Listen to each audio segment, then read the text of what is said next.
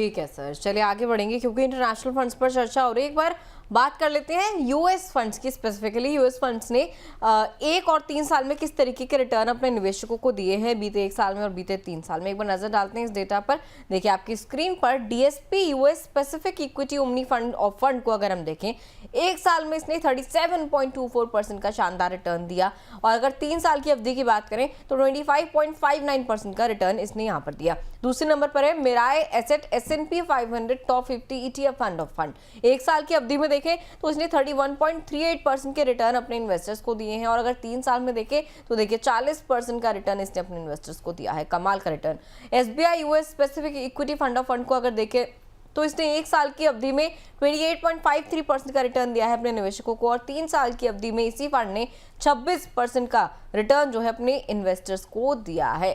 Sir, हाल के सालों में यूएस इक्विटी फंड भारतीय निवेशकों के बीच इतने ज्यादा पॉपुलर क्यों हुए हैं, क्या वजह है? और अगर मैं बात करूं जापान मार्केट की भी, जो जापानीज मार्केट है, जापानीज जो फंड्स हैं जहां जापान की कंपनियों में निवेश होता है, वो भी काफी पॉपुलर होते हुए नजर आ रहे हैं। इनफैक्ट रिटर्न के लिहाज से भी काफी ज्यादा अच्छा करते हुए नजर आ रहे हैं। सर, इन दो स्पेसिफिक जगहों के पीछे क्या वजह है, यूएस और जापान?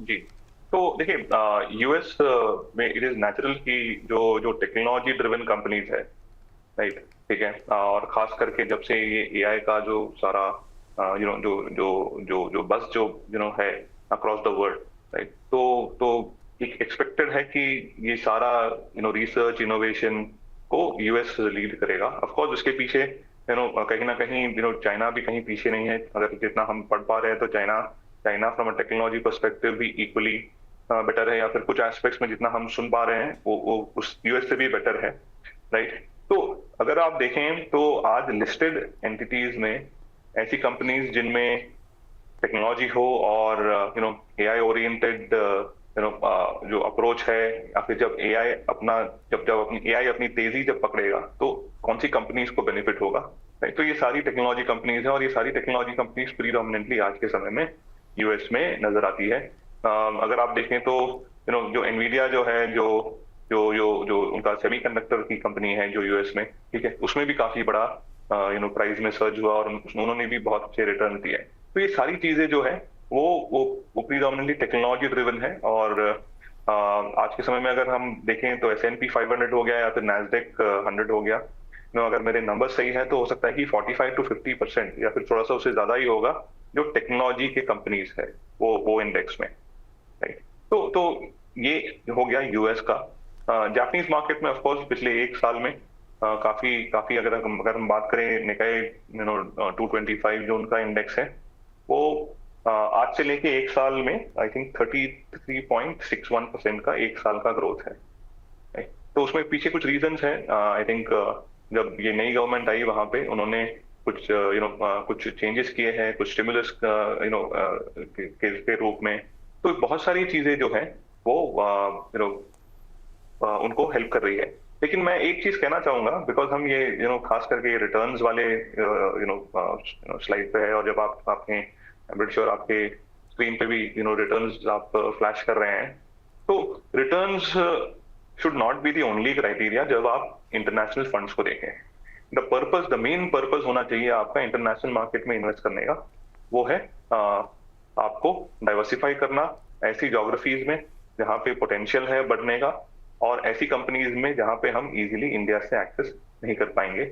और इसके पीछे मैं एक रीजन देता हूं, और बिकॉज हम रिटर्न्स की बात कर रहे हैं तो पिछले 1 साल में अगर हम देखें, यानी पिछले 1 साल यानी मैं आज से बराबर 1 साल पीछे जा रहा हूं, तो 1 साल में निफ्टी 50 का जो रिटर्न्स है वो है 10.71।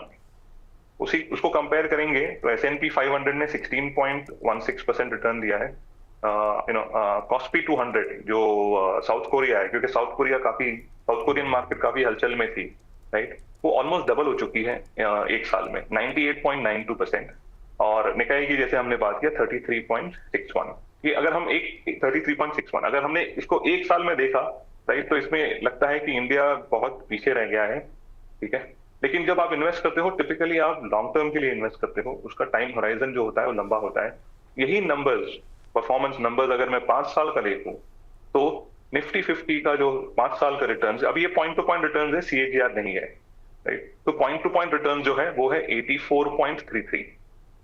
S&P 500 का जो रिटर्न है वो 85.20, जबकि पिछला एक साल उनका परफॉर्मेंस जो है वो 16.15 था कंपैरिजन टू 10% अपना, राइट। फिर आप देखेंगे अगर कोरियन मार्केट का पिछला 5 साल में जो पॉइंट टू पॉइंट रिटर्न है वो है 64%, और निकाई अराउंड 94%। वो भी 94% इसलिए क्योंकि पिछले साल में उनका एक साल में 33% का मार्केट की बढ़त है। राइट। अगर आप इसको कंपेयर करेंगे तो आप समझ जाएंगे कि क्यों आज के समय में भी इंडिया में आपका पोर्टफोलियो जो है वो इंडिया ओरिएंटेड होना चाहिए। फ्रॉम अ डाइवर्सिफिकेशन पर्सपेक्टिव आप बिल्कुल दूसरे ज्योग्राफीज को देख के, केवल रिटर्न्स को देख के दूसरे ज्योग्राफी में एलोकेशन बढ़ाना या फिर इंटरनेशनल फंड में बहुत जाके अग्रेसिवली इन्वेस्ट करना may not be the right strategy. Sir सही बोल रहे हैं। वैसे इंटरनेशनल फंड्स की मैं भी यहाँ पर अभी रिटर्न्स देख रहा था, पिछले एक साल में काफ़ी अच्छे परफॉर्मेंस रहे हैं। खासतौर पे अगर हम लोग एशियन जापान की बात कर लें या फिर चाइनीज़ की बात कर लें, 33% 35% के अराउंड उनके रिटर्न्स रहे हैं पिछले एक साल में। उनके इंडेक्स की यहाँ पर बात हो रही है। और यूएस और S&P ग्लोबल या फिर नास्डैक को अगर ले लें, डाउ जोन्स को अगर हम लोग ले लें, तो उनके जो रिटर्न्स रहे हैं 14, 15, 17% के आसपास पिछले एक साल में उन्होंने रिटर्न दिया है, जिसकी मतलब कंपेयर टू अगर डोमेस्टिक मार्केट करें ठीक ठाक है। लेकिन सर यहाँ पर सवाल ये भी है कि एक साल अच्छा निकल गया है इन लोग का, लेकिन अब अगर हम लोग अपने डोमेस्टिक मार्केट की अगर यहाँ पर बात करें तो वो भी अब धीमे धीमे यहाँ पर इमर्ज हो रहा है, रिकवरी कर रहा है यहाँ पर। उस लिहाज से सर देखा जाए तो क्या अभी हम लोग को ज़्यादा एक्सपोजर इंटरनेशनल मार्केट में रखना चाहिए कि या डोमेस्टिक पर थोड़ा सा ज़्यादा फोकस करना चाहिए म्यूचुअल फंड के लिहाज से? आप जब पोर्टफोलियो बनाते हो तो आप प्रीडोमिनेंटली उसको एक लॉन्ग टर्म पर्सपेक्टिव से, क्योंकि इक्विटी एक ऐसा एसेट क्लास है जहां पे आप यूजुअली शॉर्ट टर्म के लिए निवेश नहीं करते, राइट। तो आप यूजुअली उसको जब लॉन्ग टर्म के लिए निवेश कर रहे हैं तो एक थॉट प्रोसेस से आप उसको पोर्टफोलियो बना रहे हैं, राइट। तो यूजुअली इररिस्पेक्टिव की मार्केट एनवायरनमेंट कैसा है, द ग्रोथ प्रोस्पेक्ट्स अगर हम देखें यहाँ से 10 से 15 साल, India still looks very good, right. और year on year I am pretty sure जो इंडिया पे कॉन्फिडेंस जो है वो और बढ़ता रहेगा। और मोस्ट इंपॉर्टेंटली अभिषेक जी, एक और इम्पोर्टेंट पॉइंट है कि हम यहाँ पे हैं, यानी वी आर सिटिंग हियर, हम पूरी अच्छी तरह से डे इन डे आउट इस मार्केट को मॉनिटर कर रहे हैं, हम इसको देख रहे हैं। जो इंटरनेशनल मार्केट्स है उसको उतना आसान से ट्रैक करना, मॉनिटर करना और उनकी इंफॉर्मेशन को गैदर करना उतना आसान नहीं होता है एक नॉर्मल इन्वेस्टर के लिए, राइट। ठीक है, तो आइडियली आप उस ज्योग्राफी में उस जगह पे निवेश करें जहां पे हमको बहुत क्लैरिटी है। एक 15% के आसपास आप एलोकेशन रखें, और जैसे अगर आपको लगता है कि अगर आपका रिस्क लेने की क्षमता ज्यादा है, ठीक है, तब आप उसको थोड़ा सा चेंजेस करें। क्योंकि हमने 5 साल का रिटर्न देखा है, तो 5 साल की बात करें और अगर निफ्टी और S&P 500 ओके ऑलमोस्ट सेम है, जबकि S&P 500 का एक साल अच्छा था।